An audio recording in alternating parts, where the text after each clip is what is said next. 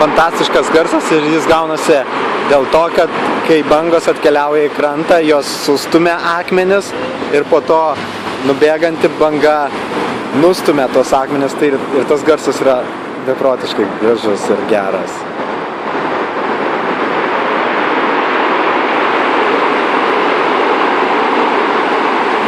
Net nežinau, su kuo būtų jį galima palyginti.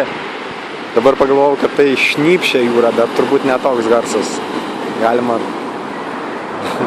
sėdėti ir klausytis. Lietuvoje jūra ošia, o čia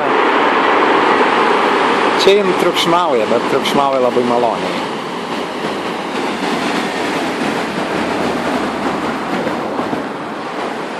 Ir taip čia nėra smėlio, ant kurio būtų galima atsisėsti.